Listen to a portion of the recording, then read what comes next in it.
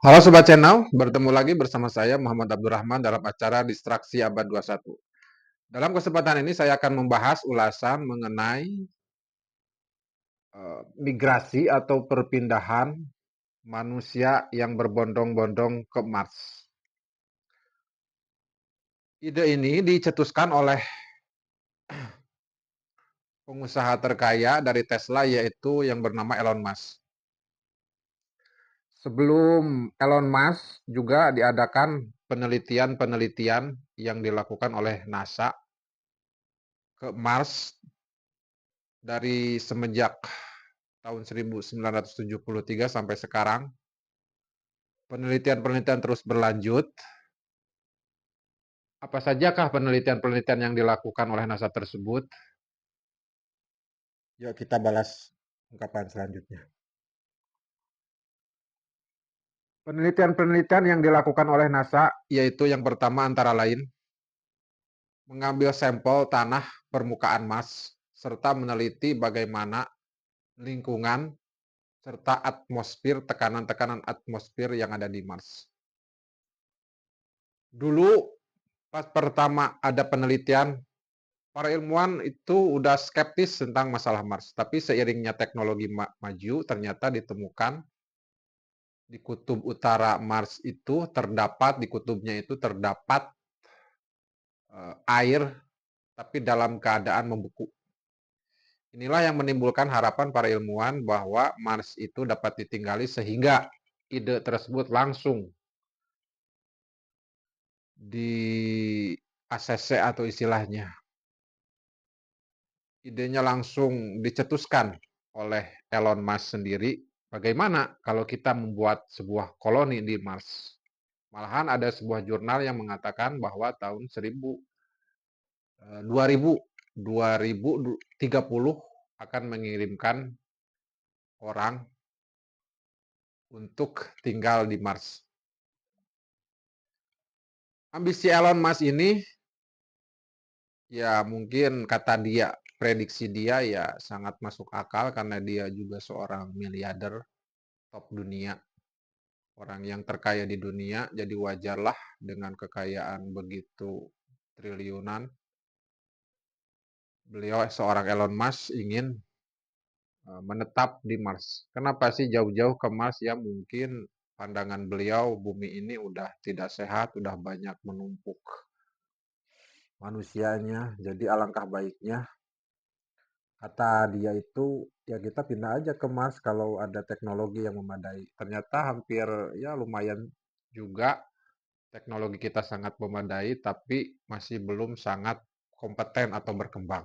Masih melakukan uji dan ini. Ambisi Elon Musk tersebut ternyata juga banyak yang mengapresiasi. Hanya saja mungkin faktor-faktor penunjang seperti astronot, roket, peroketan harus dipercanggih lagi. Dan kemudian struktur-struktur pengoperasian operasian di Mars itu seperti apa gambarannya mungkin dia lebih mengetahui daripada orang-orang masyarakat pada umumnya.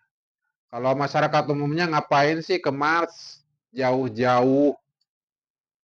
Mending di bumi aja tinggal diperbaiki alam kita supaya lebih selaras lagi, supaya lebih baik lagi. Jauh-jauh ke Mars.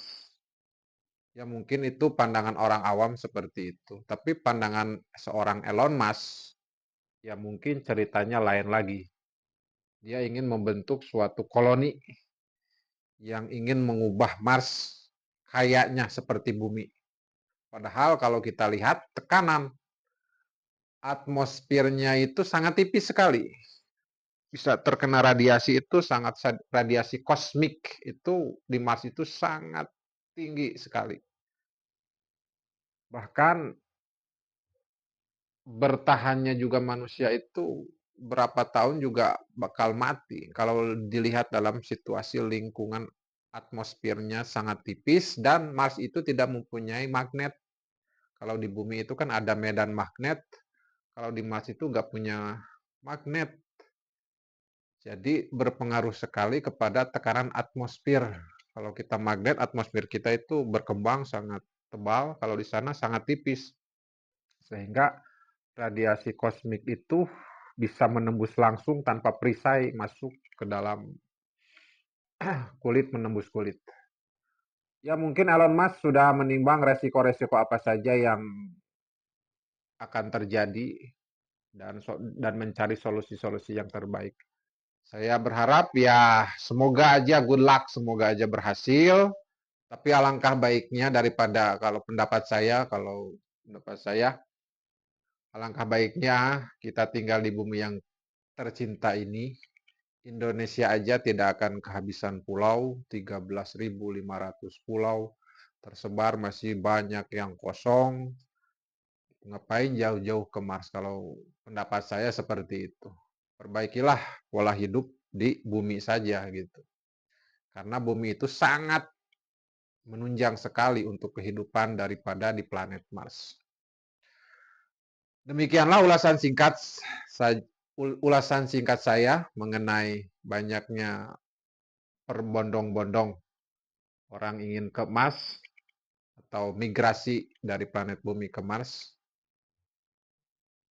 Billahi taufiq wal hidayah. Wassalamualaikum warahmatullahi wabarakatuh.